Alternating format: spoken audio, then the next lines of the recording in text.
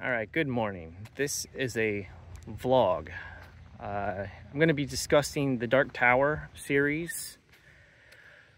I'm in the middle. Well, actually, I'm towards the end of Dark Tower 7. I've crossed the 600-page threshold, so nearing the end. But I wanted to talk about this incident in the Dark Tower.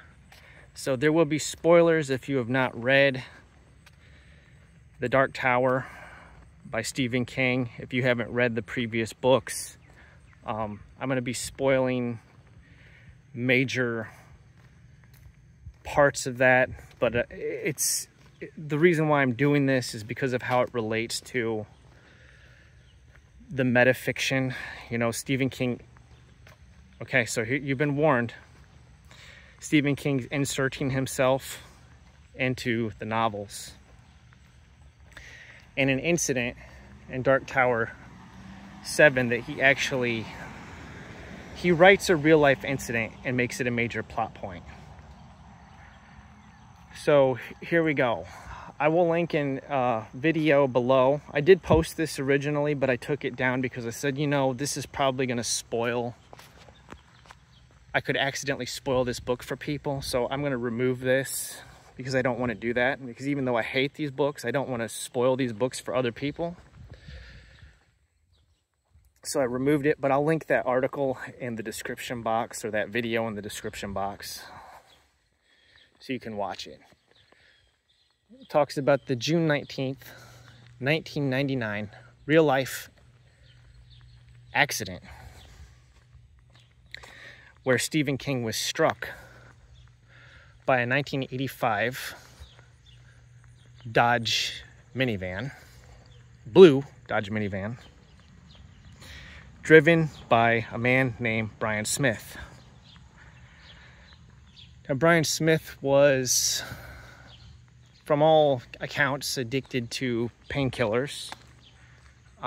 He died of a drug overdose on September 21st, the year 2000, from fentanyl. It was ruled an accidental overdose. Some people have said that it was suicide. The official report said it was accidental, so I guess we'll never know. I guess Bryan was, some people suspect it was suicide because Bryan was treated very publicly by Mr. King in, well, let's just say, less than spectacular fashion.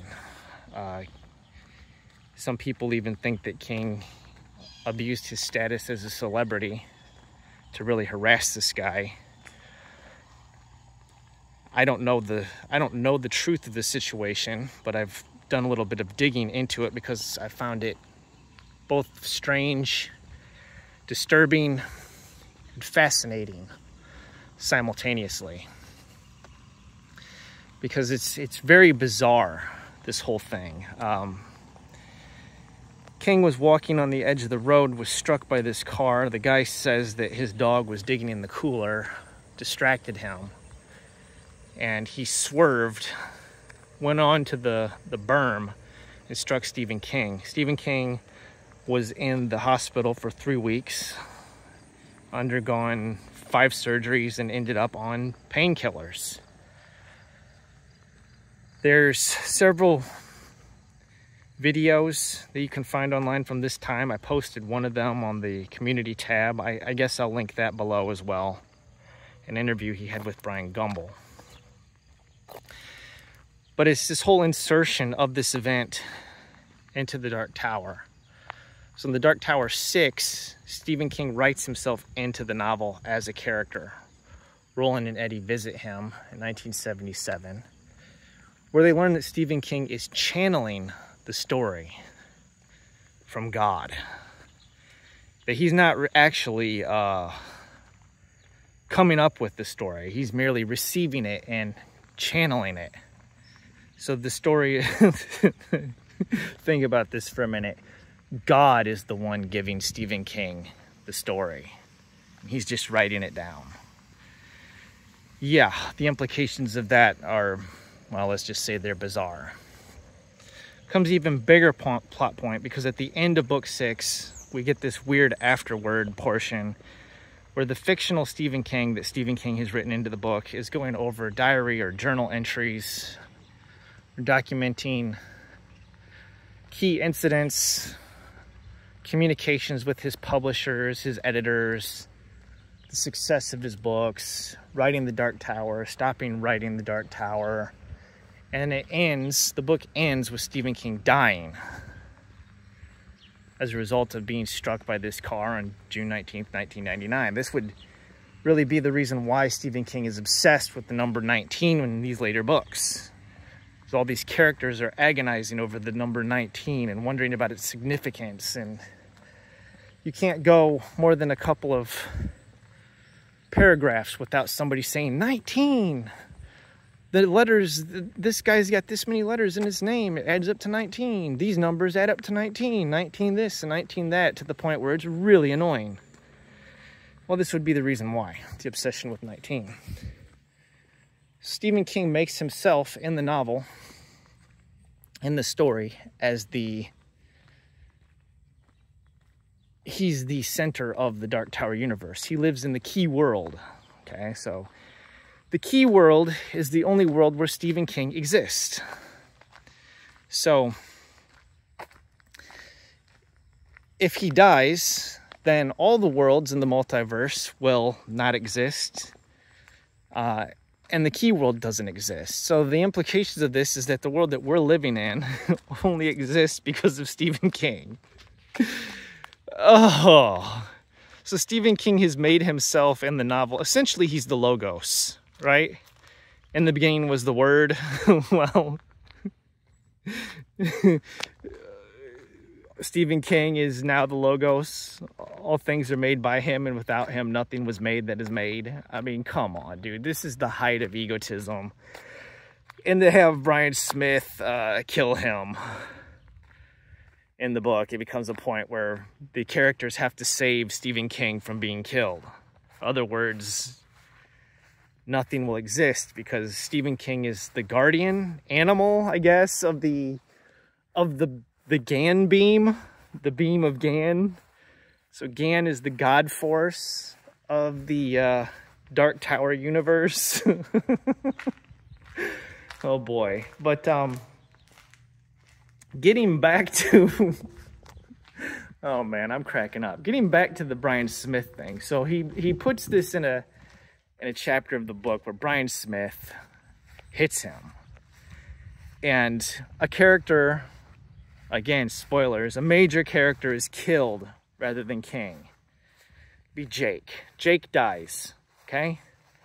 Jake basically dives in front of the van, pushes King out of the way, and himself is struck by, it takes the brunt force of the van, and Jake is killed.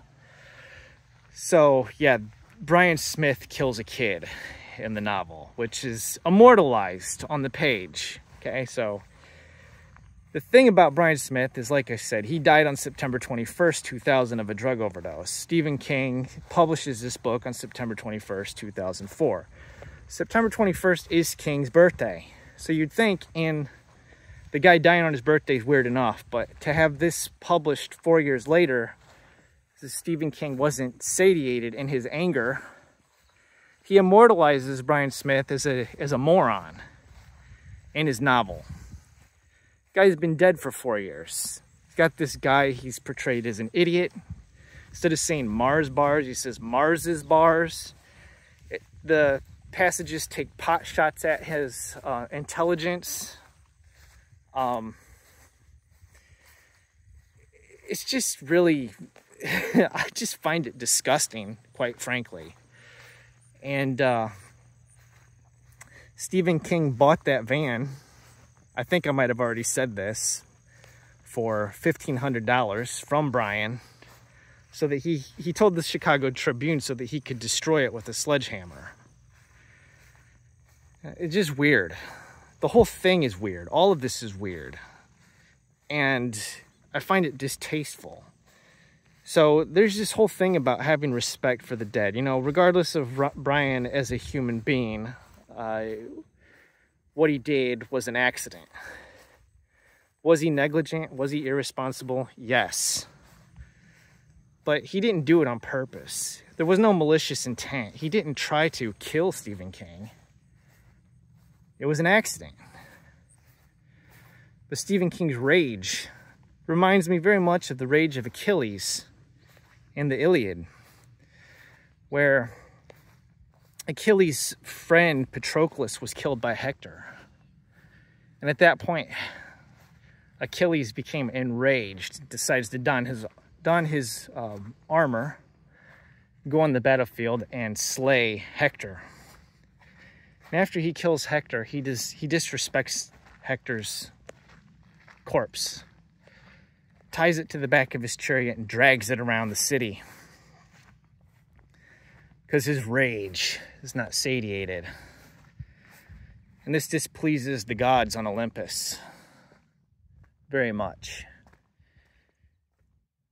I don't know if Stephen King is full of rage now, but I just, it's unfortunate that he immortalized this man in this fashion in the book.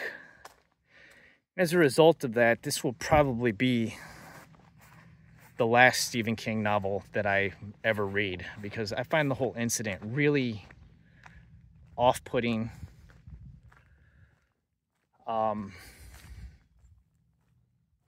Disrespectful, you know.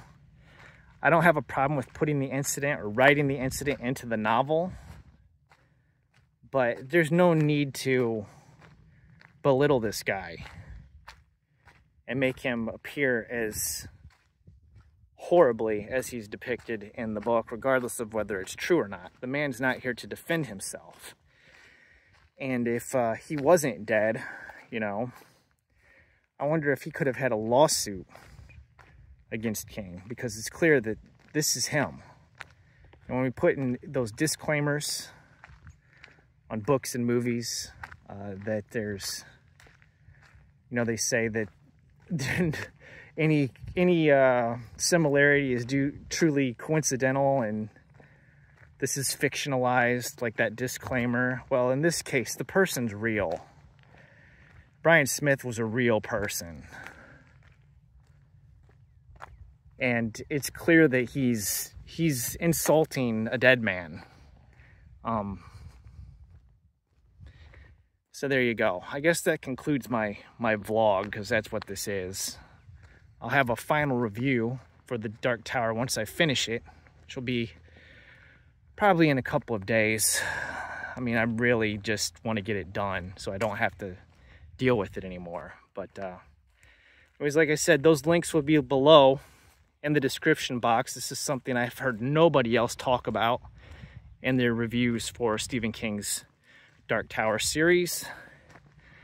Again, I dug into it because I found it fascinating, creepy, weird, and distasteful. So thanks for watching. Have a wonderful day.